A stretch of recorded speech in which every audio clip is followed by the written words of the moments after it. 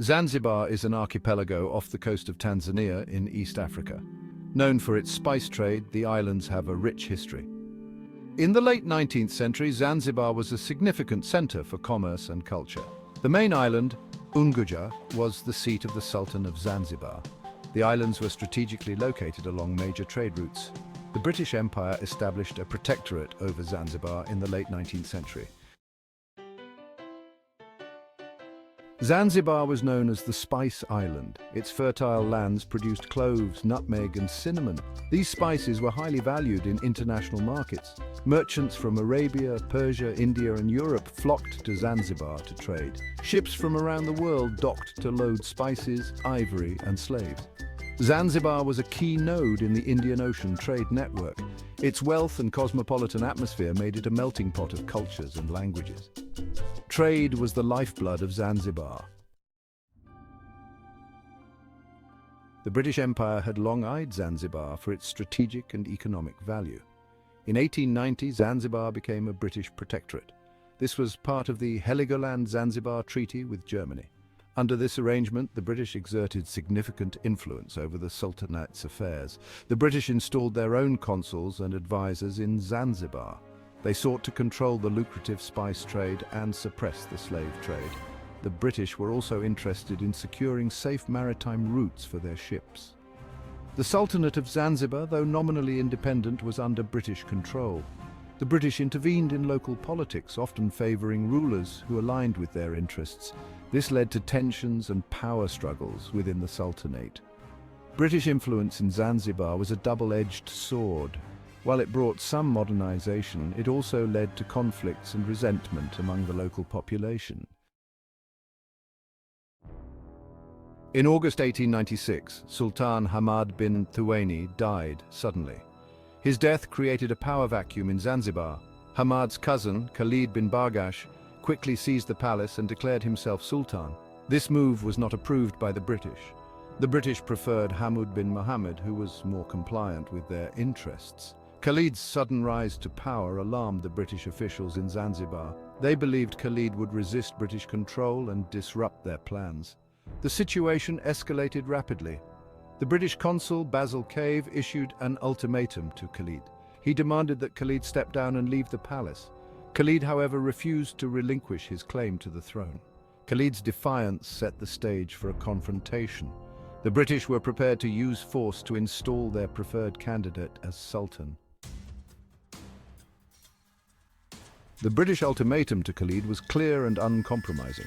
On August 26, 1896, Basil Cave informed Khalid that he must vacate the palace by 9 a.m. the next day. Failure to comply would result in military action. Khalid, determined to hold on to power, began fortifying the palace. He amassed a force of approximately 2,800 men, including palace guards and civilians. Khalid also prepared artillery and positioned his men for a potential siege. The British, meanwhile, mobilized their naval forces. Warships, including HMS St. George and HMS Thrush, were anchored in the harbor.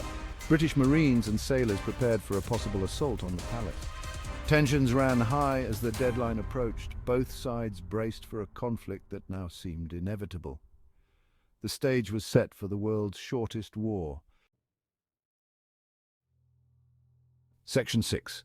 Military preparations by both sides. As the deadline loomed, both sides made final preparations. Khalid's forces fortified the palace and set up defensive positions. They had a few artillery pieces and a machine gun. Civilians were also armed to defend the palace. The British, on the other hand, had superior firepower and organization. Their warships were equipped with heavy guns. British Marines and sailors were well trained and ready for combat. They had the advantage of better technology and experience. The British gave one final warning to Khalid. At 8:55 a.m. on August 27, 1896, they sent a message demanding his surrender. Khalid did not respond. The British then prepared to commence their assault. The stage was set for a brief but decisive conflict. The outcome of the battle would be determined within minutes. Section 7. The 38-minute battle. Key moments. At 9:02 a.m., British warships opened fire. The bombardment was intense and devastating. Within minutes, the palace was in flames. Khalid's artillery was silenced by British firepower. By 9:40 a.m. the battle was over. The Union Jack was raised, signaling British victory. Section 8. Immediate aftermath and British consolidation of power. In the immediate aftermath of the conflict, the British installed Hamad bin Mohammed as the new Sultan. He was more amenable to British interests. The British moved quickly to consolidate their power and restore order. The new Sultanate administration was closely supervised by British officials. Reforms were implemented to modernize Zanzibar and align it with British colonial policies. The British also intensified efforts to suppress the slave trade.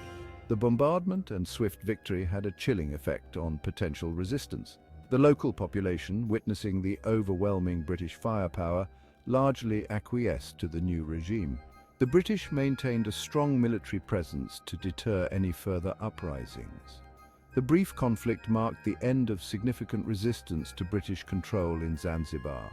The islands remained a British protectorate until the mid-20th century. Section 9. Long-term impact and Zanzibar's current status. The Anglo-Zanzibar War had lasting effects on the archipelago. British control brought significant changes in governance and society. Zanzibar gained independence in 1963. Today, Zanzibar is a semi-autonomous region of Tanzania. It retains a unique blend of African, Arab, and European influences. The islands are known for their historical sites, beautiful beaches, and vibrant culture.